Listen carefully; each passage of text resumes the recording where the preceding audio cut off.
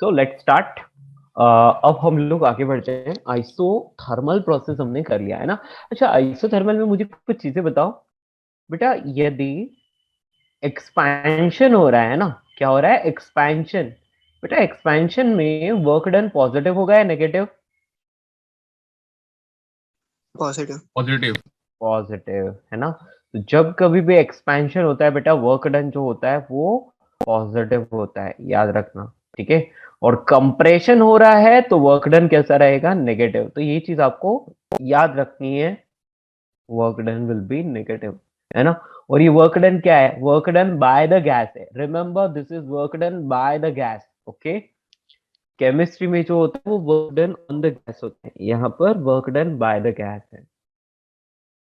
चलिए दोस्तों, तो यहां तक हम सारी चीजें कंप्लीट कर चुके थे लास्ट क्लास। आज हम आगे बढ़ते हैं।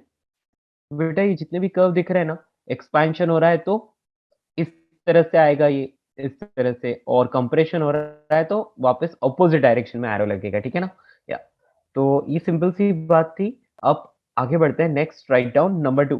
फर्स्ट थी आइसोथर्मल, सेकंड नंबर की प्रोसेस लिखिए आइसोकोरिक प्रोसेस। या बेटा अकॉर्डिंग टू, मतलब जो फर्स्ट लॉ ऑफ थर्मोडायनेमिक्स में जो हम लिखते हैं ना, उसके लिए बोल रहा था मैं। ठीक है। उस लॉ में जो यूज किया है उसके लिए बोल रहा हूँ। ऑब्वियसली हमारे यहाँ पर भी दोनों होते हैं, work done by the gas भी होता है, work done on the gas भी होता है। But work done by the gas expansion में पॉजिटिव होता है। ठीक है। और कंप्रेशन में नेगेटिव होता है। और work done on the gas में ये ऑपोजिट रहेगा। ठीक है। उल्टा हो जाएगा साइन।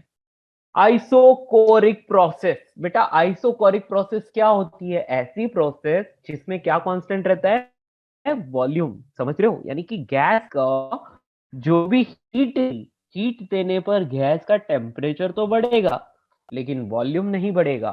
ठीक है। तो हम यहाँ पर लिख सकते हैं in this process volume of the system remain constant. Volume of the system या फिर गैस बोल सकते हो, एक ही बात है। Remain constant.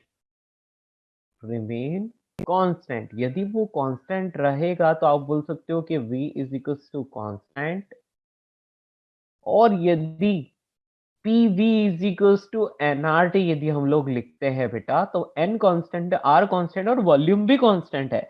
तो ऐसी कंडीशन में p is directly proportional to t हो जाता है। ठीक है। Pressure is directly proportional to temperature. और यदि प्रेशर टेम्परेचर से डायरेक्टली प्रोपोर्शनल हो गया तो कर्व कैसा आएगा? तो सबसे पहले हम ड्रॉ करते हैं पीवी कर्व, है ना।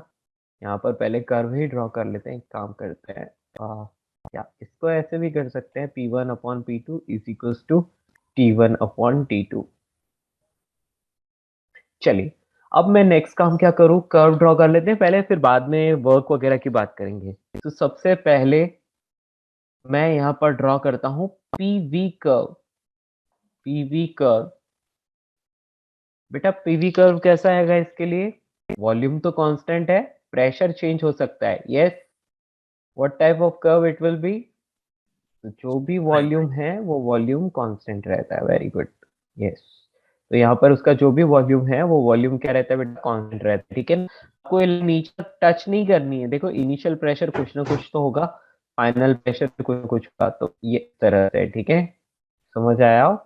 That's all. तो ये हो गया पीवी कर्व। पीवी कर्व के बाद next PT curve, pressure temperature curve. तो प्रेशर और टेम्परेचर के बीच में यदि कर्व ड्रॉ करें तो कैसा दिखेगा? सर नीचे क्यों नहीं टच होगा? बेटा इनिशियल कुछ तो कुछ प्रेशर होगा ना, जीरो प्रेशर थोड़ी हो सकता है। Are you getting? किसी कंटेनर में यदि गैस भरी है तो प्रेशर कभी जीरो नहीं हो सकता, सिंपल सी बात है।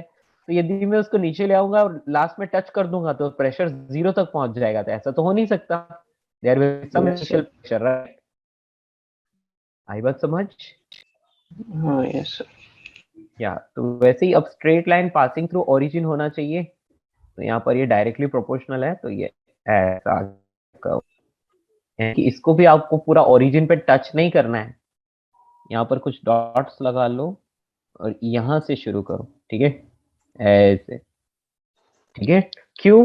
क्योंकि बेटा इनिशियली प्रेशर और टेम्परेचर जीरो नहीं हो सकते। समझ में आया? ये जीरो नहीं हो सकते, कुछ ना कुछ तो वैल्यू होगी, इसलिए। ओके, अब पीटी कर्व हो गया। Next TV curve. TV curve,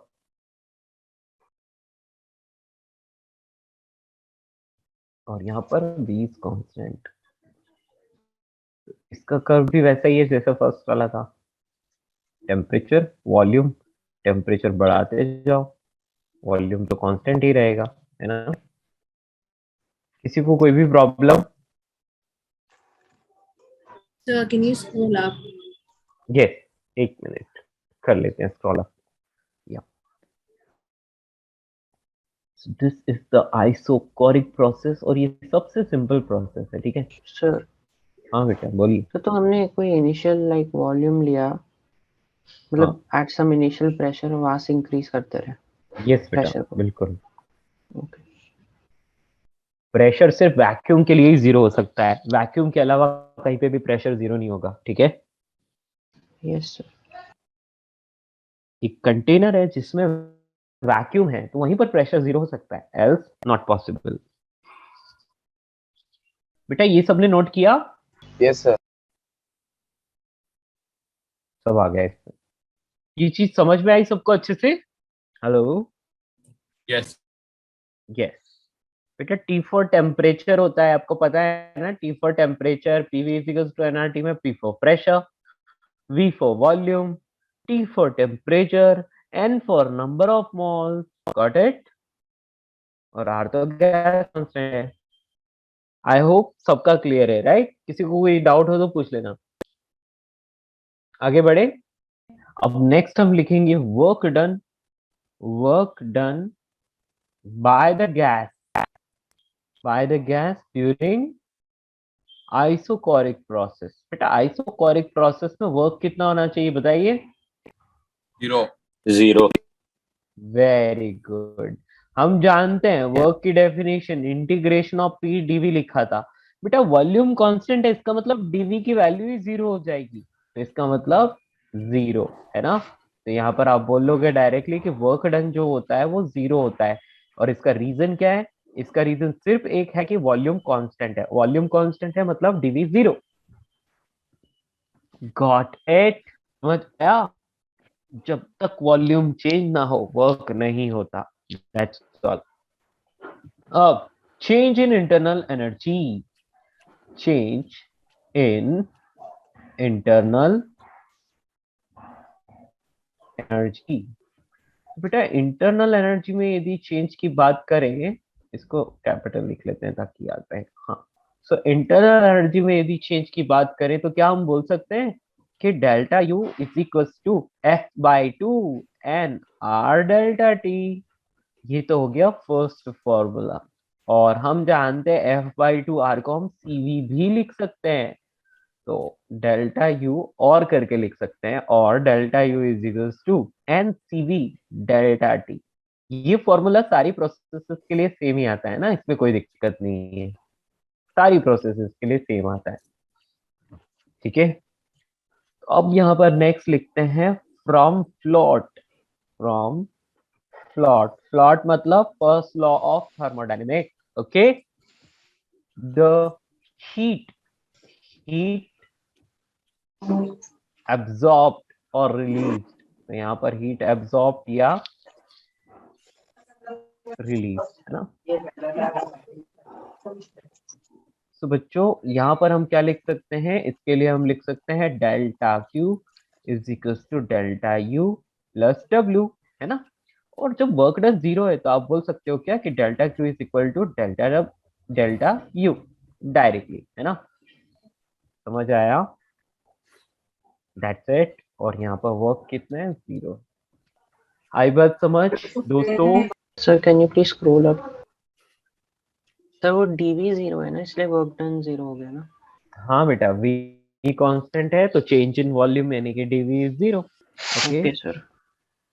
यहाँ चाहे तो ऐसे लिख सकते हैं reason, v is equals to constant, so therefore dv is equals to zero। इसलिए pdv का वैल्यू जीरो हो गया, यानी कि वर्क डन जीरो।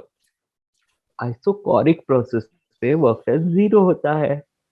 ओके बच्चों, नोट कर लो इसको जल्दी से। बच्चों नोटेड। चलो गो ओवर, आगे बढ़े। सो वो एनसीवी डेल्टा टी कैसा है, मतलब वो मोलर हीट स्पेसिफिक हीट का है ना वो? बेटा मैंने फॉर्मूला कल नहीं लिखवाया था, मतलब लास्ट क्लास में हाँ वो F/2R को हम CV भी लिख सकते हैं। हाँ वही, molar heat capacity at constant volume. बेटा ये तो मैंने वहां पर पूरा इंटरनल एनर्जी करके एक टॉपिक ही लिखाया था ना, उसमें ही डिराइव किया था, right? Yes completed, noted all of you, anything left? सबने लिख दिया है ना? ग्राफ हम ऑलरेडी बना चुके हैं, तो हीट गिवन हो गई, सब कुछ हो गया है ना? Okay next, so next is isobaric process. Isochoric process सबको समझ में आ गई। अब आइसोबारिक, बेटा बार के लिए यूज करते हैं ना, तो वही आइसोबारिक प्रोसेस, ठीक है? अच्छा ये जो चीज है हमने यहाँ पर ये जो लिखी है ना, ये P, अभी ये कौन सा लॉ है पता है आपको बेटा? अब ठीक आ रही होगी आवाज शायद। Isobaric process you were telling. हाँ हाँ, आइसोबारिक नहीं, ये आइसोकोरिक है। आइसोकोरिक में P/T कांस्टेंट है ना, तो इसको कौन सा वाला लॉ बोलते हैं बेटा? ठीक है, ओके। आइसोबारिक मैंने अभी शुरू नहीं किया, अभी मैं इसकी बात कर रहा हूँ, ठीक है? तो ये क्या हो गया? Isochoric process. Isochoric process complete हो गया। इसके यहाँ पर लिख लेना बेटा गैली-सैक्स लॉ, और उसके बाद हम लोग आगे बढ़ते हैं। तो next number 3, isobaric process. Isobaric process, बेटा आइसोबारिक प्रोसेस में क्या होता है? आइसोबारिक प्रोसेस का मतलब हम एक बात समझ रहे हैं कि ऐसी प्रोसेस जिसमें प्रेशर कांस्टेंट है, ठीक है? सो हम बोलेंगे in this process pressure of the gas remain constant. Pressure of the gas बोल सकते हो या फिर सिस्टम बोल सकते हो, एक ही बात है ना, रिमेन कांस्टेंट। और बेटा यदि प्रेशर कांस्टेंट रहता है तो हम लोग क्या बोलेंगे बेटा? PV is equal to NRT से कौन किसके प्रोपोर्शनल हुआ बोलो? P is proportional V to is T. Proportional of T. या तो PV is equal to NRT. यहाँ पर पी कांस्टेंट है, एन कांस्टेंट है, आर कांस्टेंट है, मतलब volume is proportional to temperature. Okay, तो volume is proportional to temperature. ये चीज सबसे इंपॉर्टेंट है, इतना नोट कर लो पहले जल्दी से। चार्ल्स लॉ ना? हाँ यस, ठीक है। वैसे फिजिक्स में इन सारे नेम्स की जरूरत नहीं पड़ती, चार्ल्स लॉ, बॉयल्स लॉ, इनकी जरूरत नहीं पड़ती, लेकिन फिर भी लिख लेते हैं केमिस्ट्री के लिए ही सही। तो इसमें लिख लेना बेटा चार्ल्स लॉ, और इससे हम लोग क्या कर सकते हैं? V1/T1 is equal to V2/T2 ऐसा लिख सकते हैं। Okay, note it down fast, फिर हम आगे बढ़ते हैं, ठीक है? प्रेशर कांस्टेंट रहता है, प्रेशर कांस्टेंट रहता है, तो अब पहले पीवी कर्व ड्रॉ कर लेते हैं, जल्दी से ड्रॉ कर लेते हैं कर्व, पीवी कर्व, ठीक है? चलिए, तो अब हम क्या करते हैं? कर्व ड्रॉ करते हैं बेटा जल्दी से, पीवी कर्व। यहाँ पर सबसे पहले प्रेशर की बात करें तो वो तो कांस्टेंट है, तो प्रेशर कांस्टेंट है, तो ये प्रेशर को ढंग से ड्रॉ करना पड़ेगा। ये so pressure is increasing, not increasing, volume is increasing, right? Pressure is constant. Okay, pressure को कांस्टेंट कर दिया। फिर मैं बात करता हूँ वीटी का, वॉल्यूम टेम्परेचर कर्व की। तो भाई प्रेशर कांस्टेंट है और volume directly proportional to temperature है, तो इसका मतलब तो एक ही है, straight line passing through origin, but यहाँ पर डॉट डॉट कर दो थोड़े से, और फिर यहाँ से शुरू करो, क्योंकि इनिशियल वॉल्यूम जीरो नहीं है, कुछ ना कुछ तो वॉल्यूम है, तो गैस का वॉल्यूम आप इंक्रीज कर रहे हो इस तरह से, ठीक है? बच्चों बात समझ आई? तो हो सकता है ना इनिशियल वॉल्यूम जीरो और टेम्परेचर जीरो? बेटा देखो, वो एक हाइपोथेटिकल केस है, ठीक है, लाइक इमेजिनरी केस है, ऐसा होता नहीं है, ठीक है ना? क्लियर? यस। इन रियलिटी ऐसा पॉसिबल नहीं है ना, इसीलिए। तो वीटी कर्व के बाद अब पीटी कर्व की बात करें, तो पीटी कर्व कैसा आएगा? ये प्रेशर, यहाँ पर टेम्परेचर, बट प्रेशर तो कांस्टेंट है, टेम्परेचर चाहे बढ़ाते जाओ, तो टेम्परेचर बढ़ेगा तो वॉल्यूम बढ़ेगा, लेकिन प्रेशर को कोई फर्क नहीं पड़ता, ठीक है? नोट कर लो इसको जल्दी से।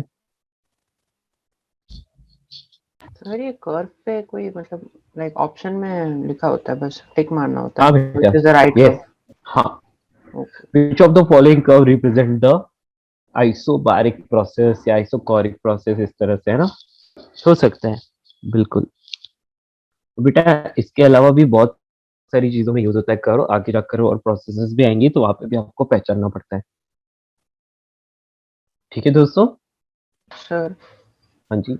सर हम ऐसे कर सकते हैं क्या, हम जो वीटी कर्व है उसको लाइक हाँ ऑल द वे ओरिजिन तक पुल कर ले और ओरिजिन पे एक ओपन सर्कल बना लो, क्योंकि वॉल्यूम मतलब जीरो नहीं हो सकता, वैसे कर सकते बेटा हैं। वैसा ठीक है, उतनी ज्यादा मैथ्स मत डालो बेटा, ये काफी है ना, ऐसे कर सकते हैं ना हम लोग।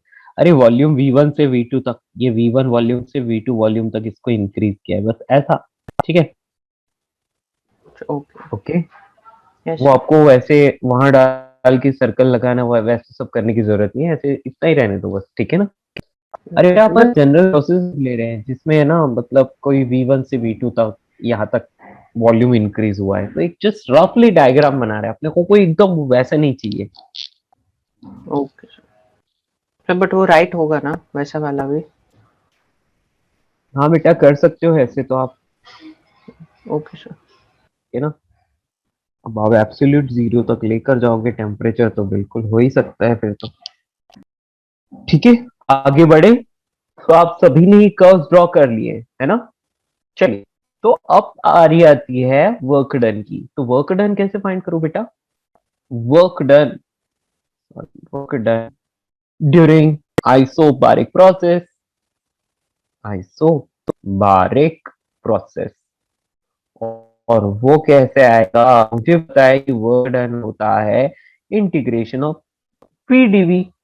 बेटा प्रेशर कांस्टेंट है, तो प्रेशर को इंटीग्रेशन से बाहर ले लेते हैं, और वॉल्यूम लेट से इंक्रीज हो रहा है V1 से V2 तक, यहाँ वॉल्यूम को V1 से V2 तक ले लिया। ओके, तो ये क्या आ गया? P into V2 minus V1, यानी कि आप बोल सकते हो यहाँ से कि W is equals to P delta V, यानी कि pressure into change in volume. Got it? समझ पाए? डेल्टा किसको रिप्रेजेंट करता है? चेंज को, चेंज इन वॉल्यूम को। ठीक है, आप इसको ऐसे लिख सकते हो। क्लियर दोस्तों? यस। Yes sir. ओके, ये तो हो गया पकड़न। अब मैं बात करूं इसके बाद, अच्छा एक और बात है ना, मैंने यहाँ पर क्या लिख लिया बेटा? P delta we. मैं इसको ऐसे लिख सकता हूं क्या? P V2 minus P V1, क्या मैं इसको ऐसे लिख सकता हूँ? यस और नो? यस। यस। अब प्रेशर दोनों जगह सेम ही है, तो PV1 को nRT1, PV2 को nRT2 कर सकता हूं। तो मैं इसको ना ऐसे भी लिख सकता हूं, क्या लिख सकता हूं? देखो, PV2 minus W is to PV2 minus PV1, या V2 माइनस V1 ऐसे कर सकते हो। इसको आप लिख सकते हो nRT2 माइनस T1, है ना। तो इसका मतलब आप W को nR डेल्टा T भी लिख सकते हो। ठीक है, ये दो फॉर्मूला आ गए। क्या आप मेरी बात समझ पाए? Yes.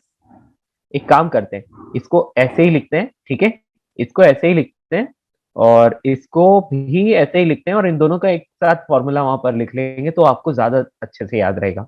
N R delta T यहाँ पर रहने देते हैं, और फिर यहाँ पर लिखते हैं hence W is equals to P delta V और एन आर डेल्टा टी। बेटा ये दोनों फॉर्मूलाज मैंने एक साथ डाल दिए। Is it fine? चलेगा? समझ आया? ठीक है दोस्तों, ठीक है बच्चों, किसी को कोई प्रॉब्लम नहीं ना? ये तो हो सर गया work done.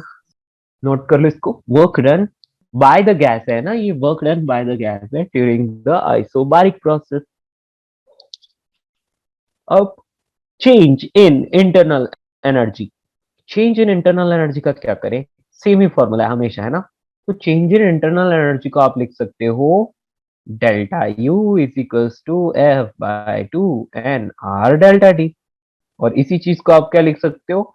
N C V delta T. तो इसलिए इन दोनों को भी मैं एक साथ घुसा रहा हूँ एक ही डब्बे में, है ना। तो delta U is equal to F by two N R delta D, और यही फॉर्मूला होता है क्या, N C V delta D. दोनों में से कोई भी फॉर्मूला यूज करो, दोनों एक ही चीज है ना, क्योंकि सीवी की वैल्यू भी एफ बाई टू आर होती है। तो कई बार आपको क्वेश्चन में डायटोमिक या मोनोएटोमिक नहीं देके डायरेक्टली सीवी की वैल्यू गिवन होगी, तब आपको ये फॉर्मूला यूज करना है। हाँ बेटा बोलिए। Sir, it should be NCP delta T, right? बेटा it's correct, change in internal energy N CV delta T. Okay, it's correct. Okay, ठीक sir. है, आप एन सीपी डेल्टा टी बोल रहे हो ना बेटा, वो हीट रिक्वायर्ड है। ठीक है, वो अब आएगा, अभी आया नहीं है, वो अब आएगा इस बात। ठीक है, तो ये तो एन सीवी डेल्टा टी ही होता है, चेंज इन इंटरनल एनर्जी। इसके बाद हम बात करेंगे the heat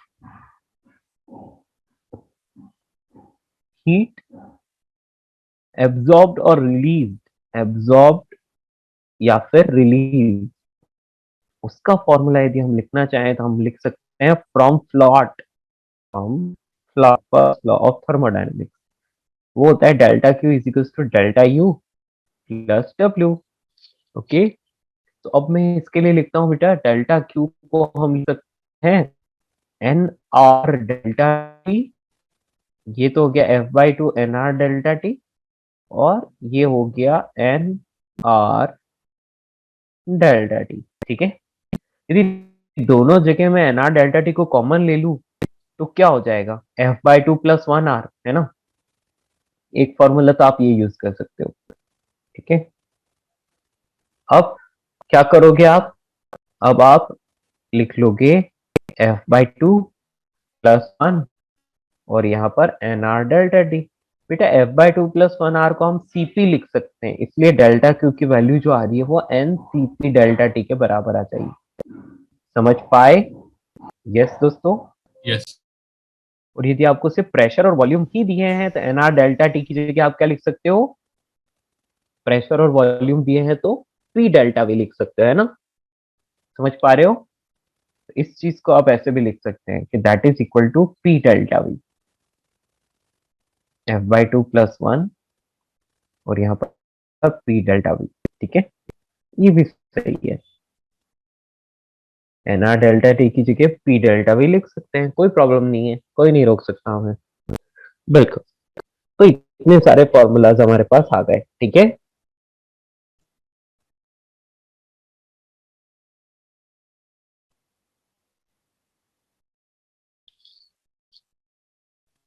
sir F by two plus one का वैल्यू सीपी डाला ना? हाँ बेटा, F by two plus one into R का वैल्यू सीपी डाला है। ठीक है, F by two plus one into R. Okay दोस्तों, कोई प्रॉब्लम नहीं, ये कंप्लीट हो गया हमारा। तो बेटा आप बोल रहे थे ना कि सर सीपी आना चाहिए, सीपी बेटा हीट रिक्वायर्ड फॉर्मूला में आता है। ठीक है ना, तो ये आ गया, कर्व इसके ऑलरेडी ड्रॉ कर चुके हैं। तो बेटा ये मेन जो थ्री प्रोसेसेस थी वो अपनी हो गई। अब हम बात करेंगे साइक्लिक प्रोसेस की। ठीक है, यहाँ तक सबने नोट किया होगा? तो देखो बहुत ही आसान है, इन चीजों को एक बार समझने की जरूरत है। यदि एक बार अच्छे से समझ गए तो आपका काम हो जाएगा। यस और नो? समझ पा रहे हो कि नहीं समझ आ रहा है? No sir, Understood. समझ में आ रहा good. Next, cyclic process, fourth number, cyclic process. अब साइक्लिक प्रोसेस क्या होती है?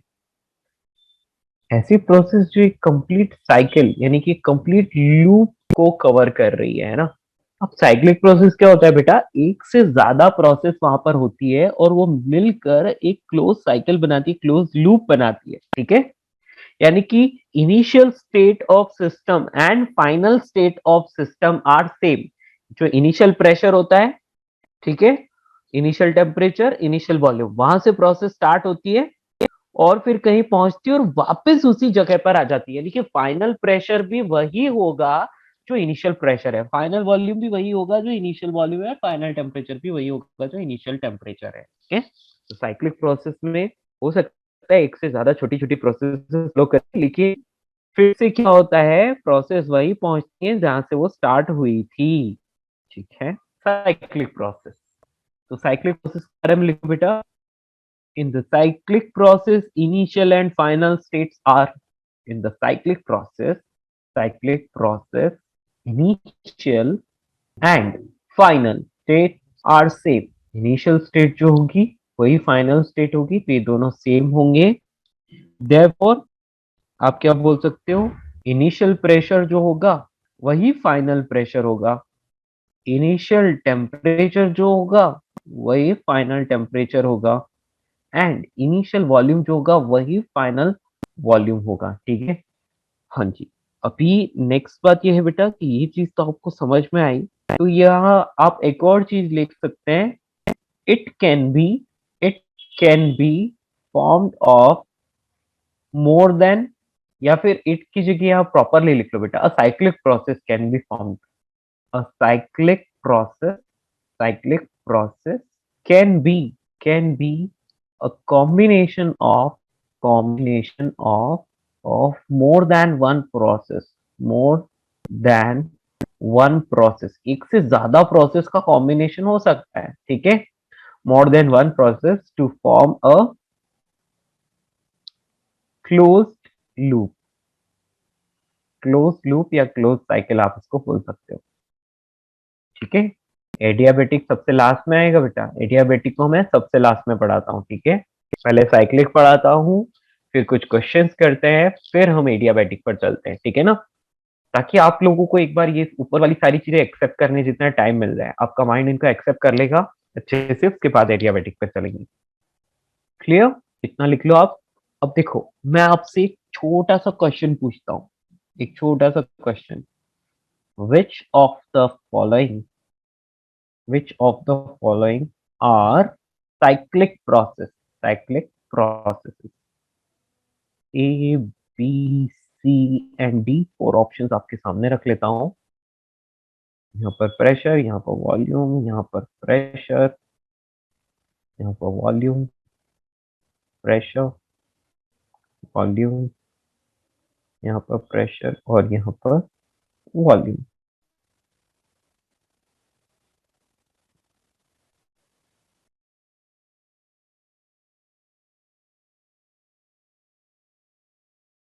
यस बच्चों, आपके सामने 4 ऑप्शंस है, तो इनमें से कौन कौन सी साइक्लिक प्रोसेस है?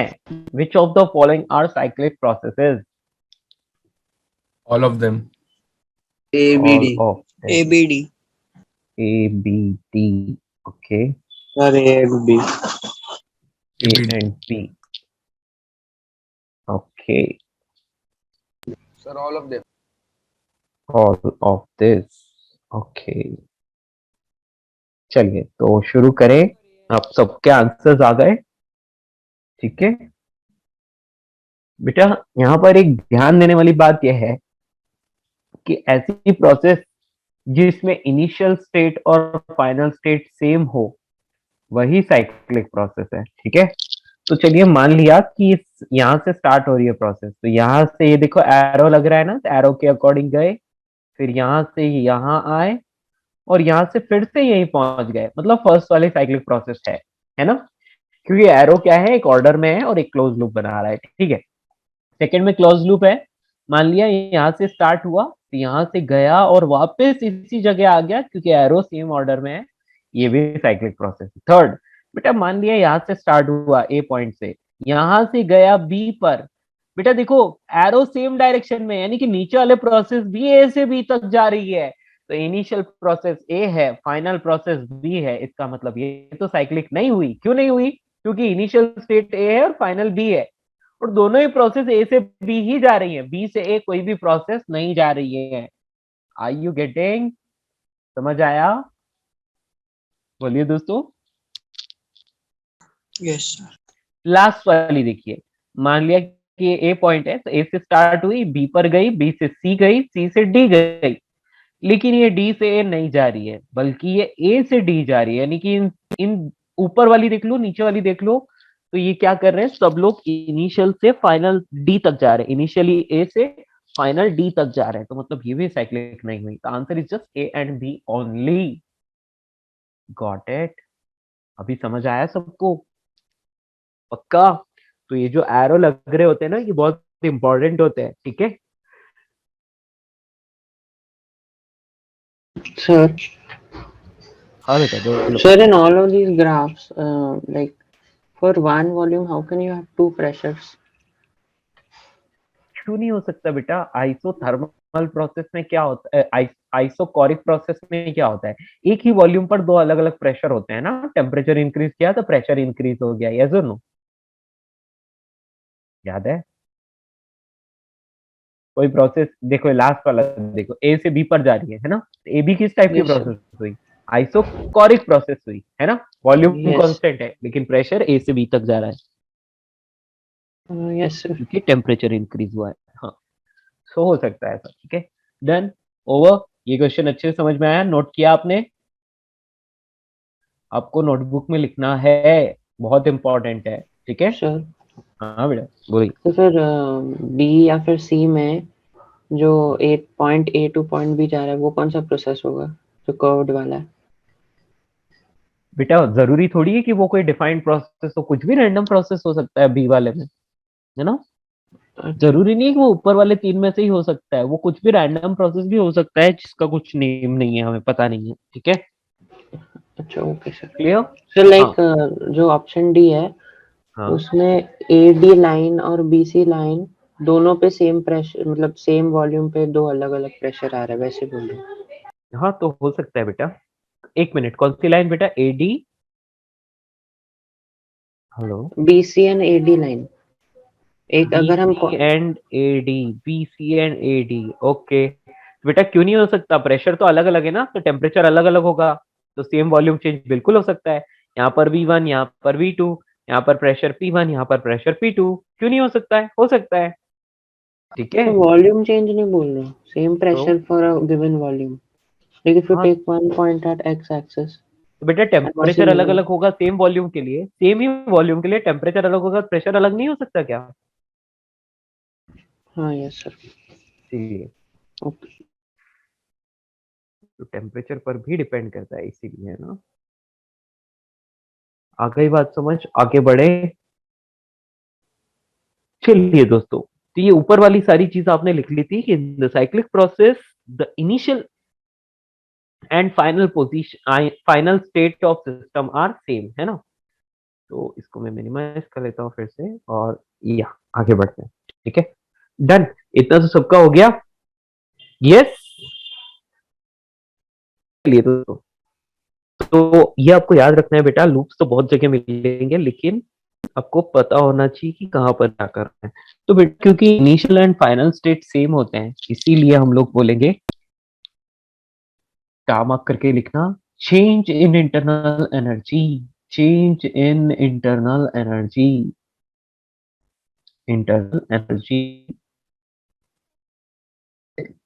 इन a complete cyclic process, complete cyclic process कितनी होगी बेटा, बताओ?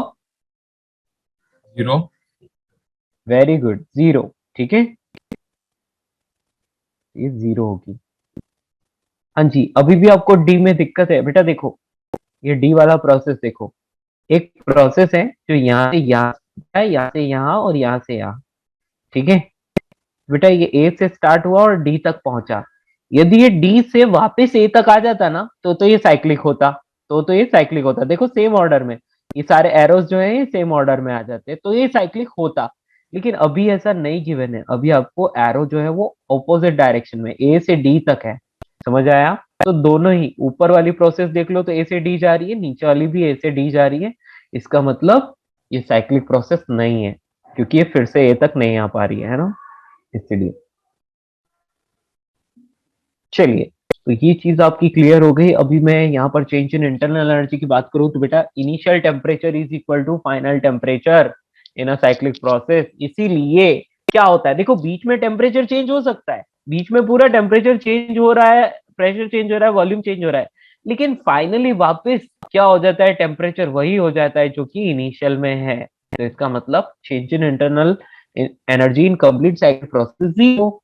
नाउ वर्क डन बेटा, work done, work done in a cyclic process, zero.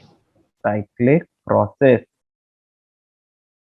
बेटा वो जीरो नहीं होता, is equal to the area enclosed by the cyclic curve, ठीक है, area enclosed by the cyclic curve, cyclic curve.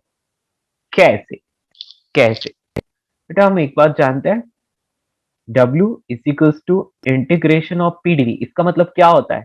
इसका मतलब होता है एरिया अंडर कर्व, पता है ना? इंटीग्रेशन का मतलब एरिया अंडर कर्व ही तो होता है, तो एरिया अंडर PV कर्व। हाँ बेटा सुनो, यहाँ पर आपने लिखा है ना कि area enclose by the cyclic curve की जगह यहाँ पर PV कर्व लिखना, ठीक है, cyclic PV curve, pressure volume curve, okay या, तो ये चीज आपको लिखनी है, इट्स वेरी वेरी इंपॉर्टेंट। हाँ जी, तो एरिया अंडर द कर्व होता है जैसे कि ये, यहाँ पर एक प्रेशर, यहाँ पर वॉल्यूम, एक प्रोसेस है जो यहाँ से लेकर यहाँ तक जा रही है, लेट्स से इस तरह से। तो बेटा इस प्रोसेस में कितना वर्क हुआ आपसे पूछा जाता है, तो आप क्या करोगे, इसको इस तरह से शैडेड कर दो। बेटा ये शैडेड पार्ट है ना, this is the work done. ये क्या होता है बेटा, वर्क डन होता है, ओके। ये चीज आपको ब्रैकेट में लिखनी है, ये चीज आपको कहाँ लिखनी है, ब्रैकेट में लिखनी है, ताकि आप लोगों को ये समझ आए कि हम मैं किस बेसिस पे ऐसा बोल सकता हूँ, है ना। हेंस हेंस अब साइक्लिक प्रोसेस की बात करता हूं, तो मैं यहाँ पर एक साइक्लिक प्रोसेस ले रहा हूं, ध्यान से देखना। ये प्रेशर है, ये वॉल्यूम है, ठीक है, और मैंने प्रोसेस ली जो यहां से लेकर यहां तक बढ़ी, ए से लेकर बी तक गई, और बी से वापस ए तक आ गई, तो यानी कि फाइनली वापस ए पर आ गई, है ना। बेटा ये क्या हो गया, ये हो गई एक साइक्लिक प्रोसेस। अब आपसे कोई पूछे कि यार ए से बी तक जो ऊपर वाली प्रोसेस है ना, ऊपर वाली प्रोसेस जो है उसमें कितना वर्क हुआ, तो आप बोलोगे कि यार एक काम करो कि तुम ना इस ऊपर वाले कर्व के नीचे का एरिया ले लो, ठीक है।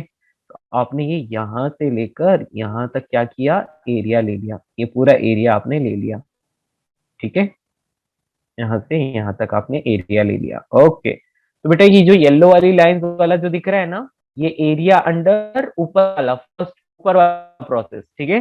तो ये इसका वर्क डन हो गया, तो उसको आप क्या बोलोगे, W1, ठीक है। अब क्योंकि देखो एक्सपेंशन हो रहा है, कैन यू सी, ए से बी तक जा रहा है, फर्स्ट वाली प्रोसेस जो है वो ए से बी तक जा रही है, इसलिए वो पॉजिटिव वर्क होगा, समझ रहे हो? यस, क्या आप मेरी बात समझ पाए या नहीं? Yes. अब बात हो रही है कि जो नीचे वाली प्रोसेस है ना बेटा, वो बी से ए तक जा रही है। बेटा बी से ए जा रही है मतलब वॉल्यूम तो डिक्रीज हो रहा है, कंप्रेशन हो रहा है, और जब कभी भी कंप्रेशन होता है वर्क नेगेटिव होता है, जब कभी भी कंप्रेशन होता है वर्क नेगेटिव होता है। तो ऐसी कंडीशन में क्या करोगे आप, ऐसी कंडीशन में आप सिर्फ इसके नीचे का, सेकेंड वाले कर्व के नीचे का एरिया है ना, तो यहां से आप ड्रॉ करो, ये रेड वाला, समझ पा रहे हो? तो रेड वाला जो एरिया है वो A2 है, और येलो वाला जो कंप्लीट एरिया आ रहा था वो क्या आ रहा था, A1 आ रहा था। Got it. तो अब क्या बोलोगे आप फाइनली कि work done in second process is -A2, मतलब एरिया बट नेगेटिव वाला, क्योंकि कंप्रेशन हो रहा है ना, और कंप्रेशन में वर्क डन नेगेटिव होता है। Hence work done in cyclic process, तो work done in cyclic process that is W1 plus W2, total work को ऐड कर लो, तो A1 माइनस A2 आंसर। तो A1 माइनस A2 किया मतलब कौन सा वाला, देखो ये बीच में जो आई जैसा दिख रहा है ना, ये येलो येलो लाइन जो प्रॉपरली दिख रही है, सिर्फ वो वाला एरिया जो हो जाएगा आपका वर्क डन हो जाएगा। क्लियर? यस। सर वो पॉजिटिव और नेगेटिव एक्सप्लेन करेंगे क्या? यस बेटा, एरिया एनक्लोज बाय साइकिल है ना, तो वो हमने ऑलरेडी लिख दिया है, मैं बस यहाँ पर प्रूव कर रहा हूँ, है ना। यहाँ पर क्या कर रहे हैं हम लोग, इसको प्रूव कर रहे हैं, ठीक है। हाँ, अब ये नेगेटिव कैसे हुआ बेटा, सुनो, कभी भी वॉल्यूम इंक्रीज होता है तो इसके नीचे का ये जो एरिया है ये क्या रहेगा, पॉजिटिव वर्क डन रहेगा, ठीक है। वर्क डन कैसा रहेगा, पॉजिटिव, क्योंकि क्या हो रहा है, एक्सपेंशन हो रहा है। लेकिन यदि कंप्रेशन हो बेटा, एरो किधर है, इस ऑपोजिट डायरेक्शन में, ऐसी कंडीशन में जो भी वर्क लोगे that work will be negative of area. Are you getting? During compression work done is positive, sorry work done is negative, during expansion work done is positive. बोला था आपको पहले ही। यस दोस्तों। सर हाँ बोलो। तो इसका वही रीजन है ना कि पिस्टन को गैस पुश कर रहा है तो एक्सपैंड हो गया, गैस ने वर्क यस, किया। हाँ बिल्कुल, और बिल्कुल सही, ठीक है। चलिए, तो ऊपर कहाँ तक बेटा, यहाँ तक करूँ, सोल काफी है यहाँ तक। Sir change in internal energy तक। चेंज इन इंटरनल एनर्जी, लीजिए दोस्तों आप जल्दी से इसको कॉपी कीजिए। मेरे ख्याल से अभी आपको समझ में आया होगा, है ना। सर वो डेल्टा यू जीरो क्यों है वो बताओगे वापस? बेटा initial initial temperature is same as final temperature ना। मैंने क्या बोला था कि एक प्रोसेस है, बहुत जगह घूम घूम के वापस इनिशियल स्टेट पर आ जाती है। तो इनिशियल टेम्परेचर का वही फाइनल टेम्परेचर है, तो मतलब delta U zero N R delta T, वो क्या होगा, जीरो, क्योंकि चेंज इन टेम्परेचर जीरो है। ओके। Yes sir. ये प्रोसेस पाथ पर डिपेंड नहीं करती, ये सिर्फ पोजीशन पर, मतलब इनिशियल एंड फाइनल पॉइंट पर डिपेंड करती है। इनिशियल एंड फाइनल स्टेट पर डिपेंड करती है। तो वो टेम्परेचर वैसे जीरो होगा ना पूरा? हाँ बेटा, टेम्परेचर सेम है, कौन मतलब इनिशियल जो था फाइनल भी वही है, बीच में भले ही चेंज हो रहा हो फर्क नहीं पड़ता। इनिशियल जो टेम्परेचर है फाइनल भी वही है, इसलिए एनआर डेल्टा टी जीरो, तो ऑब्वियसली डेल्टा यू जीरो।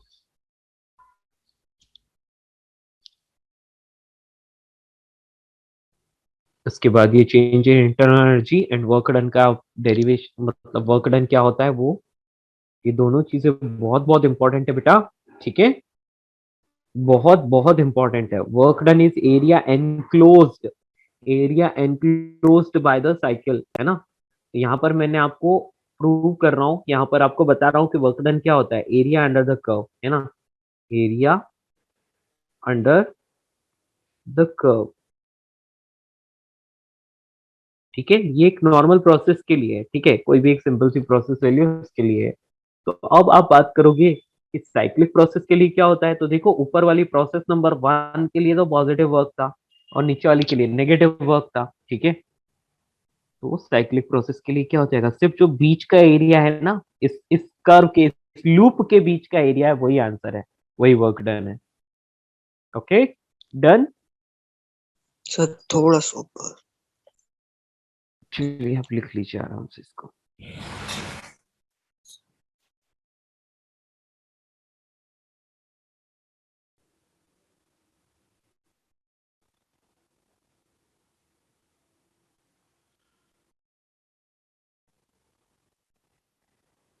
तो बेटा देखो, ये रेड वाले ने येलो वाली लाइंस को कैंसिल कर दिया, है ना। तो अब बचा क्या, सिर्फ इस लूप के अंदर का एरिया, तो जो लूप के अंदर का एरिया है वही आंसर है, ठीक है, वही वर्क डन है, एरिया ऑफ लूप, ठीक है। नोट करो इसको जल्दी से।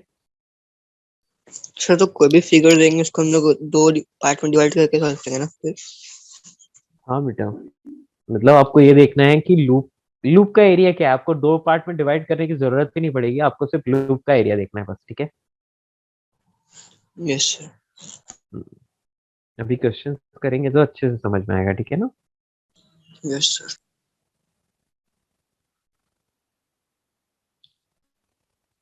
अच्छा सबने नोट किया, इंटरनल एनर्जी में change, zero work done, area of loop, तो हीट रिक्वायर्ड कितना हो जाएगा, तो बेटा आप नेक्स्ट क्या लिखोगे, हीट, हीट एब्सॉर्ब्ड और released during a cyclic process, during a cyclic process, तो कितना होगा बेटा, आप बोलोगे डेल्टा यू तो जीरो है, तो फ्रॉम फ्लॉट, है ना, from first law of thermodynamic आप यहाँ पर लिखोगे delta Q is equal to W, ठीक है।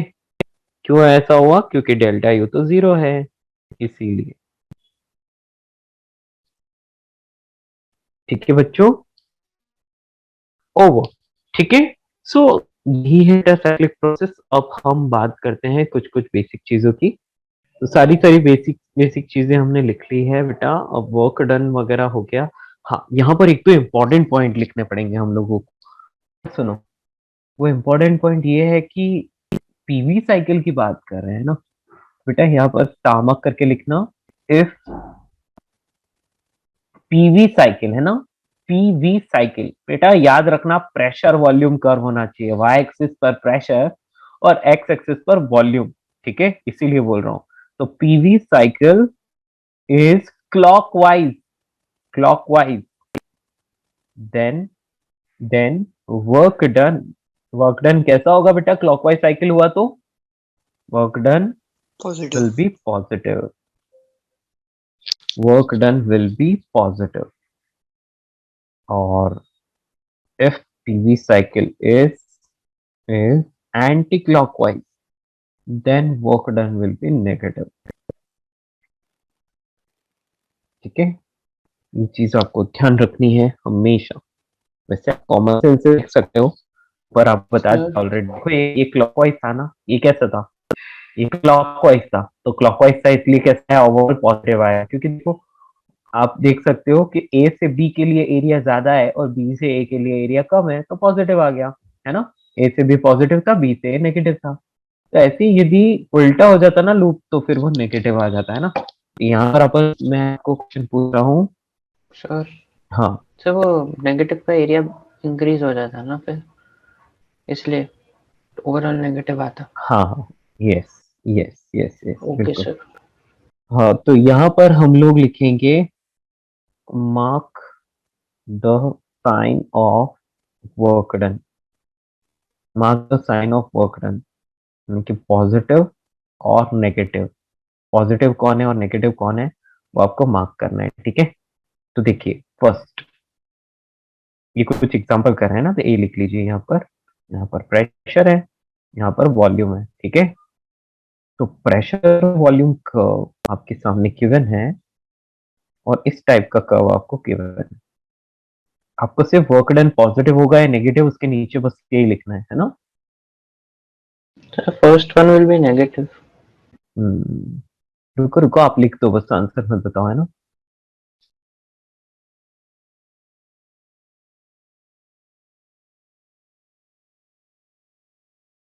इस बच्चों आपके सामने इतने सारे कर्व दे रखे हैं, ठीक है। और आपको क्या करना है बच्चों, आपको सिर्फ वर्क डन का साइन बताना है, ठीक है। आप एक बार सोच समझ के और साइन मार्क कर लो, उसके बाद हम बात करेंगे।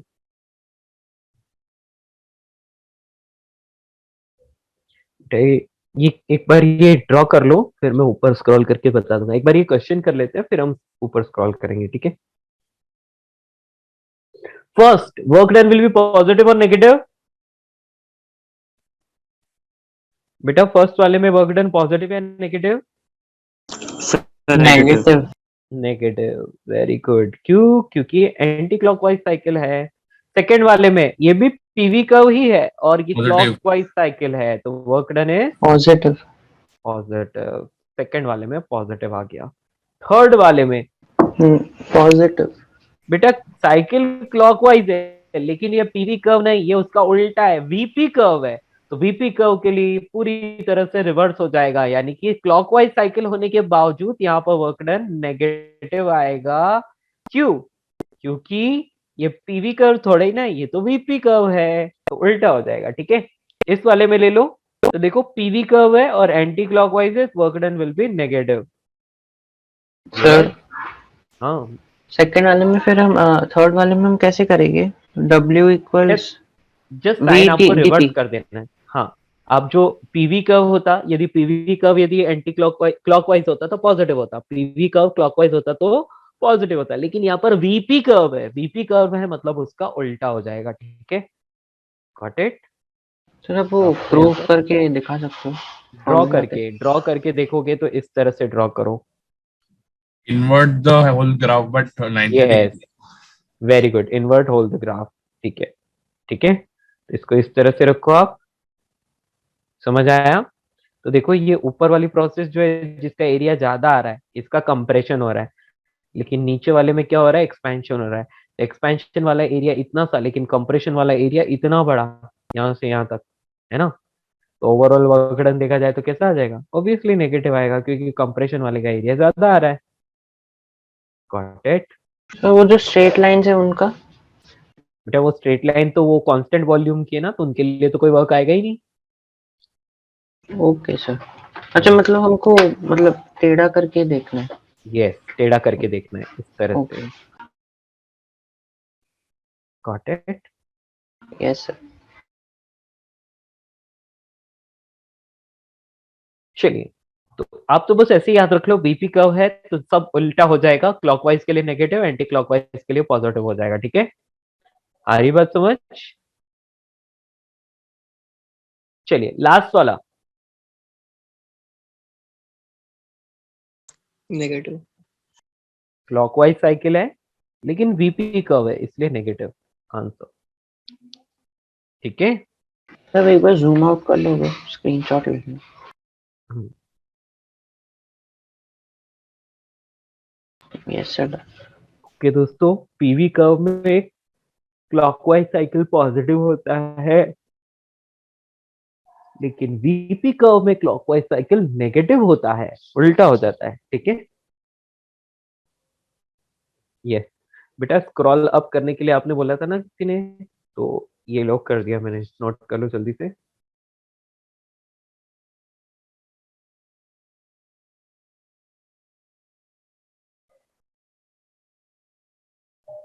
गुड। चलिए दोस्तों, सो आगे बढ़ते हैं। आई होप ये सारी चीजें आपको बहुत अच्छे से समझ आई होंगी। आई क्या कि नहीं? Sir understood. Yes sir. Understood, very good. Sir खाली थोड़ा बची ना फिगर्स ड्रॉ करने के लिए सब क्वेश्चन का। ये वाले, हाँ सर, ये क्वेश्चन। हाँ ठीक है।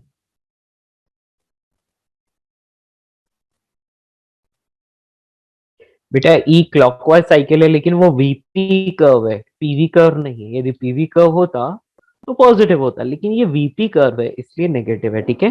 वीपी कर्व में उल्टा हो जाता है, ठीक है। ठीक है बच्चों, आगे बढ़े। Yes sir. ओके दोस्तों, तो एक और चामक करके लिखते हैं बेटा। इफ ये सारी प्रोसेसेस खत्म हो चुकी है, ठीक है ना, प्रोसेसेस खत्म हो चुकी है, बस एक चामक करके एक पॉइंट लिख रहे हैं। If walls of the container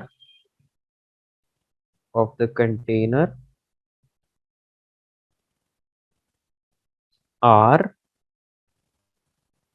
conducting or partially conducting, यानी कि या तो कंडक्टिंग है या फिर पार्शियली कंडक्टिंग है, ठीक है। Partially conducting and process is very slow, यानी कि प्रोसेस जो है बेटा वो स्लो प्रोसेस है। तो कभी भी ऐसी चीज आपको लिखी मिल जाए कि या तो पार्शियली कंडक्टिंग हो या फिर फुल्ली कंडक्टिंग हो, लेकिन process is slow, process slow होती है, प्रोसेस इतनी स्लो है कि सराउंडिंग के साथ उनको टेम्परेचर एक्सचेंज करने का, हीट एक्सचेंज करने का मौका मिल जाता है, टाइम मिल जाता है। तो ऐसे में वो अपना टेम्परेचर कांस्टेंट बनाए रखता है, ठीक है। तो process is very slow, then the process is considered as process can be considered as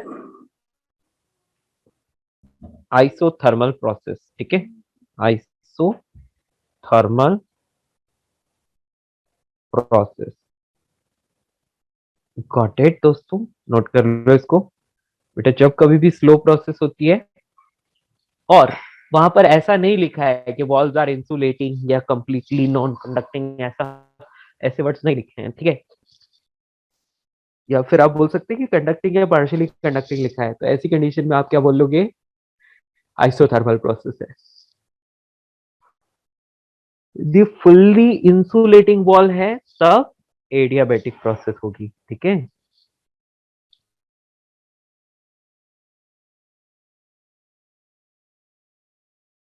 okay दोस्तों, done, clear, any problem to anyone? Sir हाँ जी बोलिए। सर अगर क्वेश्चन। कंडक्टिंग वॉल्स होगी तो अब हम्म। सपोज मैंने हॉट वाटर लिया पहले, तो वॉल्स कंडक्टिंग बेटा होगी वाटर देन की द, नहीं, अपन गैस की बात कर रहे हैं पहली चीज तो, ठीक है। अच्छा suppose temperature of gas was high, तो if walls are हाँ conducting तो it will change, no? So how is it isothermal? बेटा, वेरी स्लो प्रोसेस, बहुत धीरे धीरे आप क्या कर रहे हो, उसको कंप्रेस कर रहे हो, ठीक है। तो ऐसी कंडीशन में क्या होता है बेटा, वो सराउंडिंग के साथ क्या करता है, एक्सचेंज करता रहता है टेम्परेचर, ठीक है। मतलब कि देखो, आप गैस को यदि क्या कर रहे हो, कंप्रेस कर रहे हो, तो बेटा उसका कुछ टेम्परेचर चेंज होना चाहिए। लेकिन क्या करता Yes. है कि जो भी चेंज हो रहा होता है, तो वो क्या करता है, वो पहले जैसा मेंटेन कर लेता है ना, हीट एक्सचेंज करके, ठीक है। टाइम तो समझ में आएगा, डोंट वरी, अभी बस इस स्टेटमेंट को याद रखो, ठीक है ना। Okay. चलिए, इतना आप सबको समझ में आया, अभी हम जल्दी से आगे बढ़ेंगे, ठीक है। तो ये सब तो हो गया, अब हम करते हैं कुछ क्वेश्चन ताकि आप लोगों को समझ में आए। बेटा यहाँ केमिस्ट्री जितना वो सब उतना टेंशन लेने की बात नहीं है, फिजिक्स है, जो फॉर्मूलाज मैंने लिखवाए हैं वो फॉर्मूलाज यूज करो और खुश रहो, बस इतना ही है, ठीक है ना। चलिए, तो यहाँ पर डिस्कस करते हैं टेम्परेचर, या फिर एक डायरेक्टली लिखते हैं अ डायटोमिक गैस, यहाँ पर नंबर ऑफ मोल्स दे रहा हूं मैं, ठीक है, नंबर ऑफ मोल्स 30। सर वो ये Cp एंड Cv की वैल्यू देंगे क्वेश्चन में? बेटा सीपी एंड सीवी की वैल्यू आपको वैसे तो याद रखनी होती है, लेकिन अभी के लिए रहने दो, अभी की जरूरत नहीं है, ठीक है। वैसे सीवी की वैल्यू क्या होती है, F/2 R, ठीक है, और सीपी की वैल्यू क्या होती है, F/2 + 1R। यदि क्वेश्चन में गिवन है तो ठीक, नहीं गिवन है तो इससे फाइंड करो, ठीक है। Okay okay. तो यहाँ पर लिखा है a diatomic gas is taken in in a container taken in a container having a piston, if temperature, if gas is compressed, if the gas is compressed compressed to one third of its initial volume, keeping the, या फिर eight same temperature लिख सकते हैं, at same temperature मतलब at a constant temperature, ठीक है, temperature, then find work done and heat absorbed or released, heat absorbed or released by the gas। चलिए दोस्तों, आपके सामने क्वेश्चन है, जस्ट ट्राई दिस। आर की वैल्यू मैंने आपको बताई थी, 25/3 यूज की जा सकती है, ठीक है। In SI units you can use 25/3 R की value, R means gas constant. Try करो इसको, सिंपल सा क्वेश्चन है। So pressure is not given, right? Okay, हाँ हाँ हाँ, मेरा म्यूट था, भी ठीक। टेम्परेचर को बेटा आप ले लो 127 डिग्री सेल्सियस, ओके।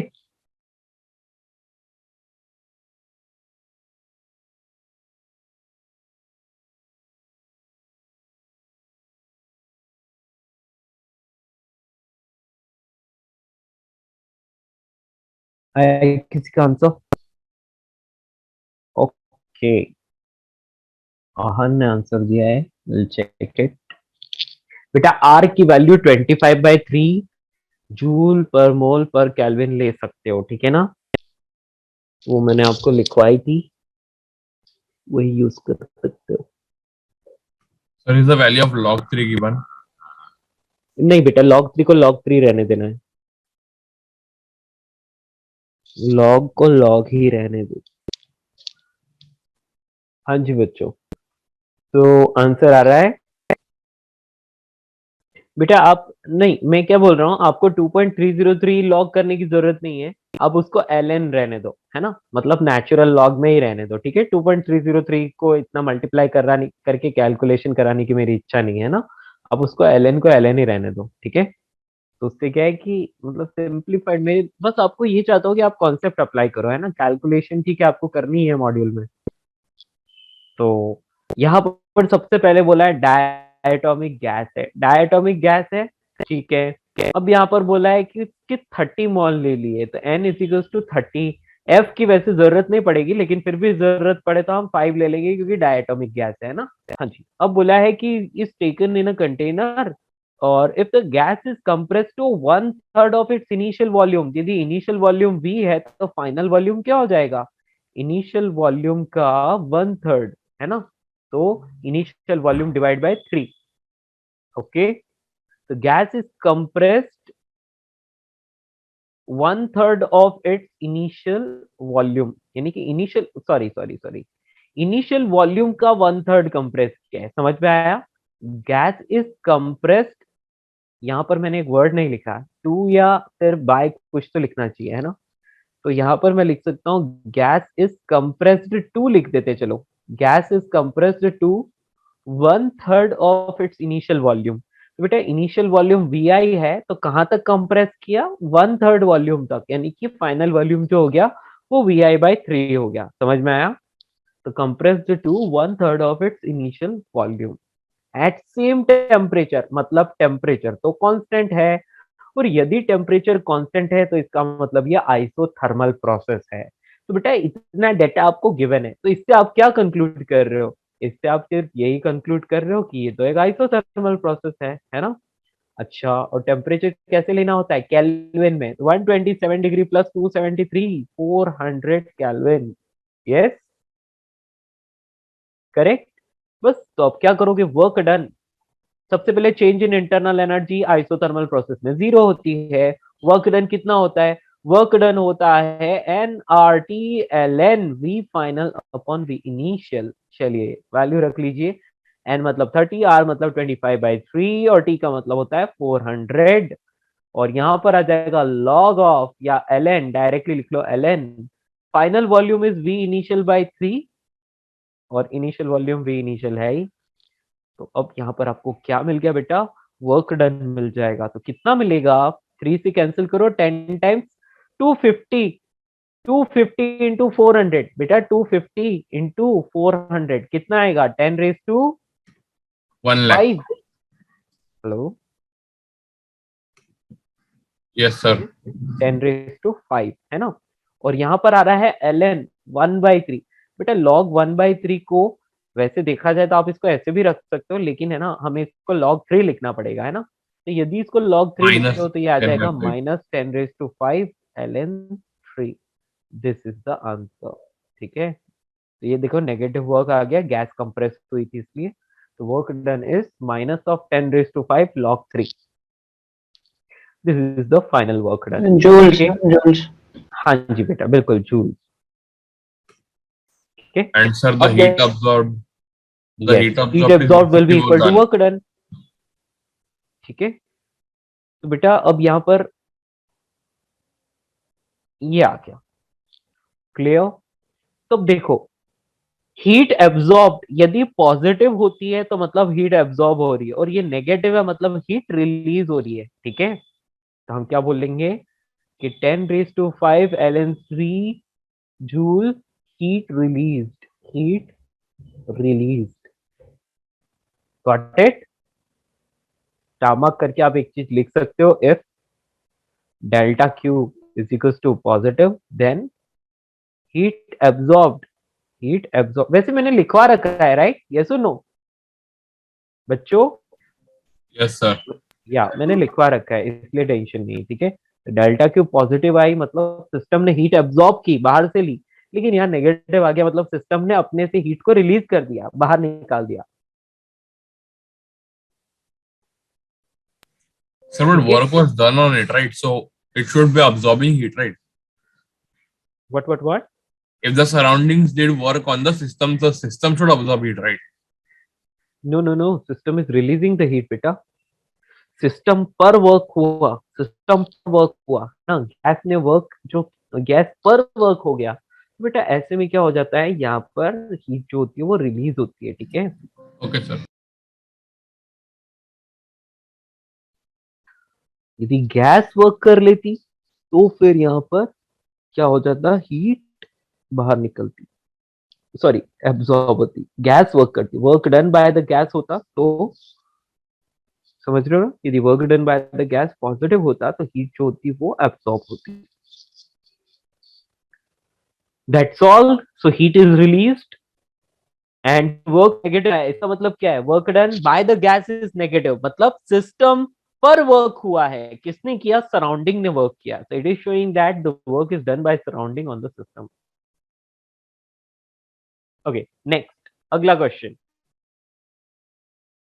ठीक है, सर थोड़ा और पूछना एक बार. हाँ जी.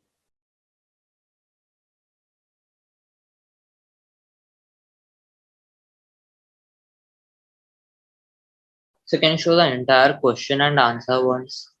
Minimize this. Zoom out. Even if we had written in log, the calculation wouldn't be that difficult. या यदि आपको क्वेश्चन में यदि जैसे कि प्रॉपर आंसर लिखना होता है तो वो लोग आपको देंगे वैल्यू, है ना, log 3 की. क्वेश्चन में गिवन होगी, नहीं गिवन है तो बस इसको ऐसे ही लिखना. चलिए दोस्तों, so let's move to the next question. अगला प्रश्न आपके सामने. तो अब मैं आपको क्या बोल रहा हूँ बेटा कि ये तो आइसोथर्मल का एग्जांपल हुआ, अब ये और भी ले लेते हैं. Pressure of a gas is increased to 4 times of its initial value. या pressure of a gas is increased to 4 times. Then find the final volume if initial volume was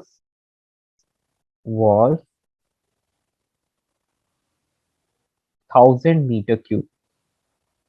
चलिए दोस्तों, इनिशियली वॉल्यूम 1000 मीटर क्यूब था और अब क्या कर दिया बेटा, प्रेशर को इंक्रीज करके 4 टाइम्स कर दिया. समझ रहे हो, यानी कि इनिशियली प्रेशर P था तो फाइनली प्रेशर 4P हो गया. ठीक है, 4 टाइम्स यहाँ पर आप लिख सकते हो, increase to 4 times of its initial value. ठीक है, वो मैंने लिखा नहीं है. तो इनिशियल प्रेशर P है तो फाइनल प्रेशर 4P हो गया. ठीक है ना, इनिशियल वॉल्यूम 1000 मीटर क्यूब था तो फाइनल वॉल्यूम कितना होगा, 4 times less. या टेल मी द वैल्यू. हाँ जी, यहाँ पर एक चीज है, टेम्परेचर इज कांस्टेंट, है ना, टेम्परेचर इज कांस्टेंट. यस, इस चीज को तो लिखा ही नहीं हमने, है ना, तो कैसे बता सकते हो आप. Yes, temperature is constant. अब बताइए. Very good. तो हम लोग क्या जानते हैं, PV is equals to constant, so P1 V1 is equals to P2 V2. Initially P था, इनिशियली वॉल्यूम 1000 मीटर क्यूब था. ठीक है, एंड फाइनली क्या हो जाएगा, प्रेशर 4 टाइम्स ऑफ P हो जाएगा. तो वॉल्यूम आपको फाइंड करना है, तो वॉल्यूम की वैल्यू आ गई 250 meter cube. That's all answer. ठीक है, चलिए जल्दी से आगे बढ़ते हैं. ओके, इनिशियली प्रेशर, यहाँ पर डायरेक्टली लिख लेता हूँ, इतना लिखने की बजाय क्यों ना हम ऐसे लिख लें, pressure P is equals to 2 into 10 raised to 3 Pascal, 10 raised to 5 Pascal. Volume is 500 centimeter cube and temperature 300 Kelvin. then if the temperature is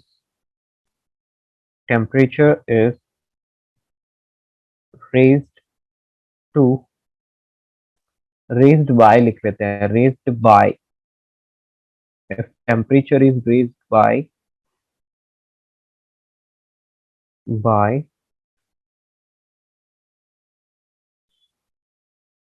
600 degrees Celsius, then keeping the volume constant,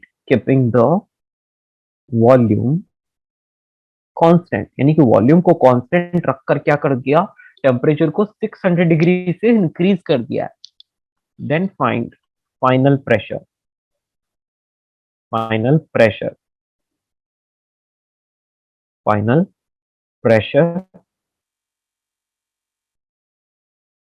and work done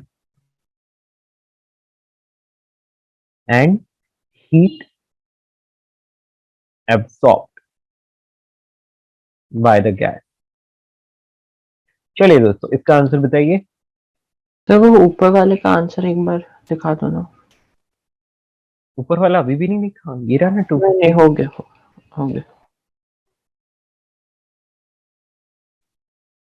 ठीक है. और ये एक type की कौन सी type की gas है, तो हम इसको एक डायटोमिक गैस ले लेते हैं.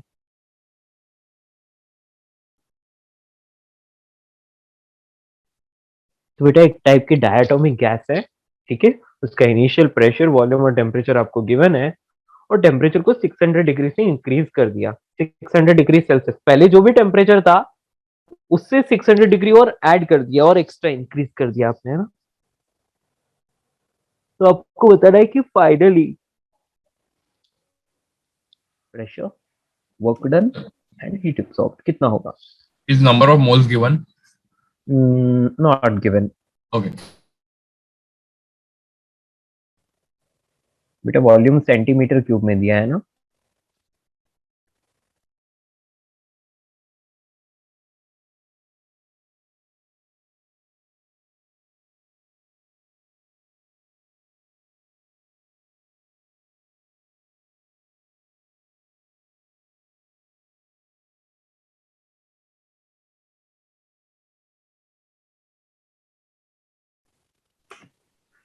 Sir, how much is 1 atmosphere in Pascal? बेटा मैंने यहाँ पर बेटा आपको एटीएम में कन्वर्ट नहीं करना. पास्कल एसआई यूनिट समझ लो. पास्कल इज एसआई यूनिट, आपको पास्कल ही रखना है. ठीक है. केमिस्ट्री में आप एटीएम में लिखते हो, वॉल्यूम को लीटर में लिखते हो, राइट. यहाँ पर आपको लीटर और एटीएम में कन्वर्ट करने की जरूरत नहीं है. यहाँ पर पास्कल ही लिखा है, मतलब पास्कल इज एसआई यूनिट, तो एसआई में ही रखो. सेंटीमीटर क्यूब को अब एसआई में कन्वर्ट करो. Sir, SI unit for is meter cube, right? Yes, meter cube. Okay.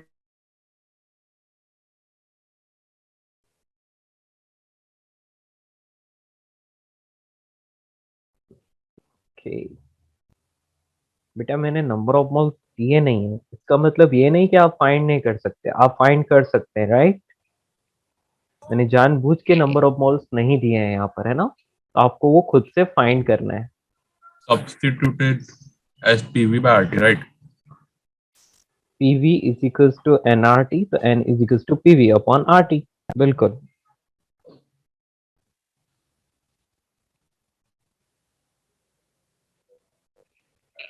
Yes बच्चों.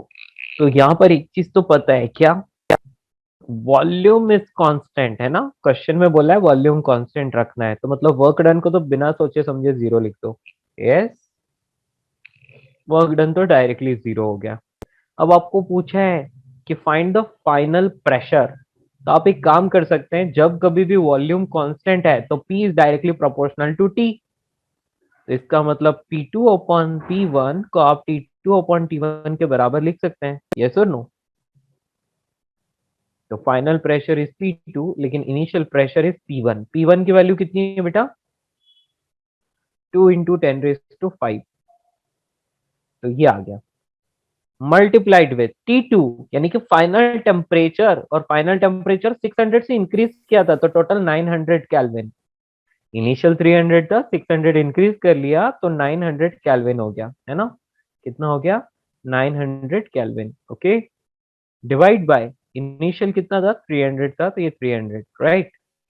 तो बेटा फाइनल प्रेशर कितना मिल रहा है आपको?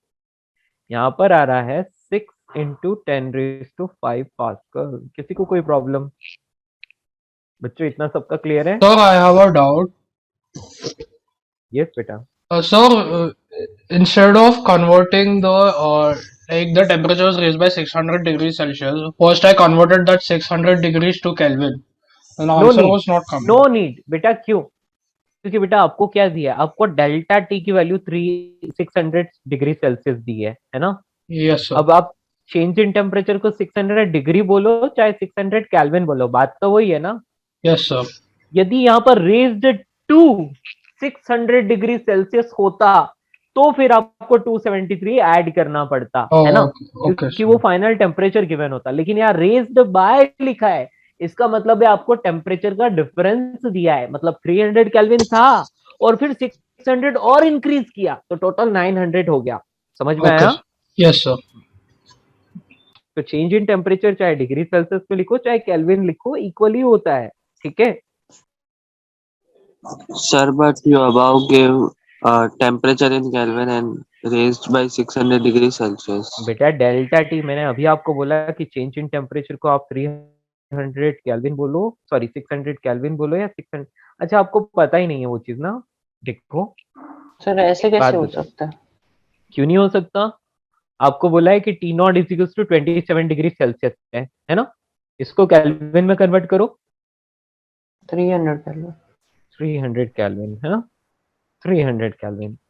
अच्छा आपको बोला है कि टेम्परेचर 600 डिग्री सेल्सियस से बढ़ा दिया, है ना? बेटा इसमें 600 यदि ऐड कर लोगे 627 डिग्री सेल्सियस, केल्विन में कन्वर्ट करो कितना आएगा? 900। इन दोनों का टेम्परेचर डिफरेंस कितना है? 600। 600। सर हम यहाँ पर कितना आ रहा है? डायरेक्टली डिफरेंस को 600 केल्विन में नहीं कर सकते? क्या? जो चेंज आया था 600 केल्विन, उसको मैं केल्विन में कन्वर्ट, डिग्रीज में जो था उसको मैं केल्विन में कन्वर्ट क्यों किया। नहीं बेटा, चेंज इन टेम्परेचर को कभी कन्वर्ट नहीं करना पड़ता है। चेंज इन टेम्परेचर चाहे डिग्री सेल्सियस में हो चाहे केल्विन में हो, दोनों में इक्वली डिफरेंस रहता है, पता है ना? यस बोलो। अच्छा ओके सर। बेटा चेंज इन टेम्परेचर में 2 से, अरे यार सिंपल सी बात है ना यार। आप 900 केल्विन में से 900 केल्विन में से 300 केल्विन माइनस कर रहे हो तो 600 केल्विन मिल रहा है, 600 केल्विन मिल रहा है। और यदि 627 डिग्री सेल्सियस में से आप 27 डिग्री सेल्सियस माइनस कर रहे हो तो आपको कितना मिल रहा है? तो भी तो आपको 600 डिग्री सेल्सियस मिल रहा है। तो चेंज इन टेम्परेचर तो दोनों सेम ही होता है ना, क्योंकि 273 दोनों में। समझ रहे हो आप मेरी बात कि नहीं? हाँ सर, दोनों साइड सब्ट्रैक्ट होता रहेगा। हाँ दोनों साइड सब्ट्रैक्ट हो जाता है इसीलिए। तो बेटा कभी भी change in temperature 600 degree Celsius हो या केल्विन हो, एक ही बात है, ठीक है? मतलब आप डिग्री सेल्सियस को डायरेक्टली केल्विन लिख सकते हो वहां पर, लेकिन कोई पर्टिकुलर पॉइंट का टेम्परेचर बोला है तो फिर आपको 273 ऐड करना पड़ेगा। ओके, डिफरेंस डिफरेंस में कभी कुछ ऐड करने की जरूरत नहीं होती है, ठीक सर है? तो ऐसे कभी भी नहीं करेगा ना, 600 सेल्सियस को केल्विन में किया फिर ऐड किया, वो रॉन्ग हो जाएगा। नहीं वो गलत हो जाएगा, वो गलत हो जाएगा। यदि यहाँ पर बाई की जगह 2 लिखा होता, कितना लिखा होता? 2, हाँ तो देन फिर वी हैव आपको, टू। हाँ तो आपको 273 ऐड करना पड़ता। Got it? Yes sir. ये डिफरेंस दिया है, दिस इज टेम्परेचर डिफरेंस, तो टेम्परेचर डिफरेंस में आपको 273 ऐड या सब्ट्रैक्ट करने की जरूरत नहीं है। ओके, अब डायरेक्टली आप यूज कर लोगे P V is equal to, अच्छा एन आर टी। क्या मैं इसको यूज कर सकता हूँ? मैं इसको यूज कर लेता हूँ, P not V not is equal to N R T not.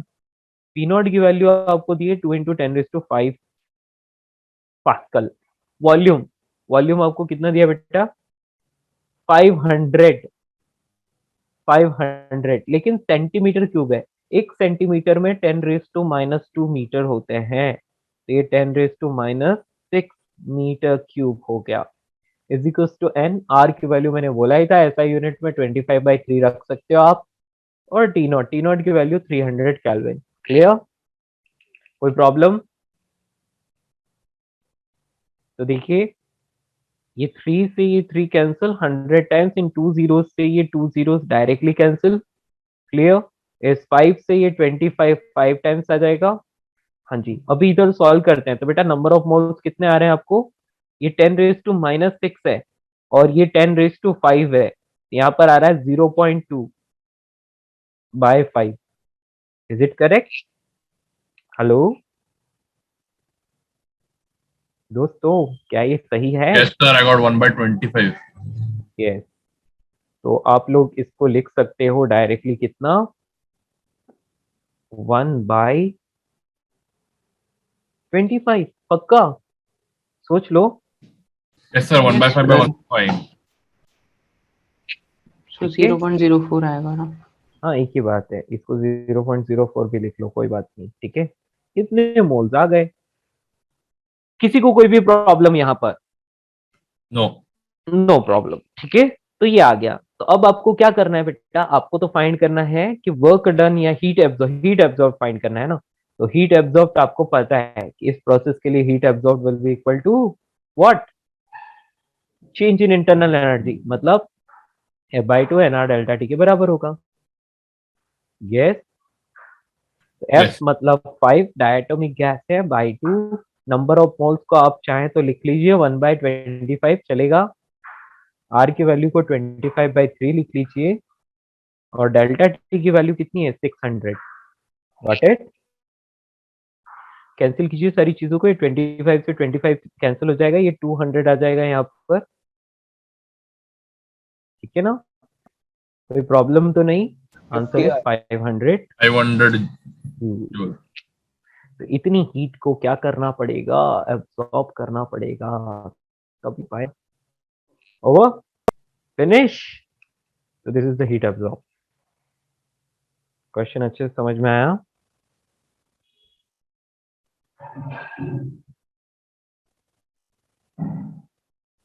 ठीक है दोस्तों, यहाँ पर आपका पूरा Sir. नॉलेज। हाँ बेटा। सर ऐसा क्यों है कि एक्सपेंशन ऑफ गैस के लिए लाइक पॉजिटिव लेते हैं? क्योंकि बेटा यार, लिमिट्स में इंटीग्रेशन में यार सोचने वाली बात है। ये मैंने आपको बोला था ना कि फोर्स इधर लग रहा है और डिस्प्लेसमेंट भी इधर हो रहा है, तो जिधर फोर्स है उसी डायरेक्शन में डिस्प्लेसमेंट। तो W is equal to F dot D। यदि इन दोनों के बीच में 0 डिग्री एंगल है तो FD तो होता है, यानी कि F इंटू एक्स हो जाएगा। यस और नो? Yes yes. तो जिधर फोर्स लग रहा है उधर ही डिस्प्लेसमेंट है, तो work positive, work done by gas positive. And compression? Compression opposite direction में जा रहा है ना। फोर्स तो हमेशा बाहर की तरफ ही लगता है, गैस तो हमेशा बाहर ही फोर्स लगाएगी, है ना? हाँ, तो हम पिस्टन का डिस्प्लेसमेंट देखते हैं। हाँ, तो पिस्टन का ही तो देखना है बेटा। फोर्स इधर लग रहा है लेकिन डिस्प्लेसमेंट yes. इधर हो जाएगा, तो ऑपोजिट हो गया तो वर्क डन नेगेटिव। अच्छा अच्छा, मैं वही कंफ्यूज हो रहा था कि गैस का डिस्प्लेसमेंट क्या होता है। बेटा गैस पिस्टन का का काम देखते है हैं। हमेशा पिस्टन को बाहर की तरफ धक्का देना, है ना? हाँ हाँ। हाँ, तो पिस्टन के एक्स लेते हैं। यस, मैंने Sir, lower डेफिनेशन में part, बताया था please. ना, पिस्टन का ही तो एक्स बताया था, और तो कोई चीज मूव ही नहीं कर सकती उस सिलेंडर में। हाँ okay, yes sir. Sir, lower part, please. बेटा इतना ही बस आंसर ही लिखा है इसके बाद, है ना? Okay, The sir. class is over, right? या class is over. Thank you, sir. Okay, that's all बच्चों। रिवाइज करके आना, नेक्स्ट क्लास आगे कंटिन्यू करेंगे, ठीक है? Okay, sir. Bye. Thank you. Bye bye. Bye, sir. Thank you, sir.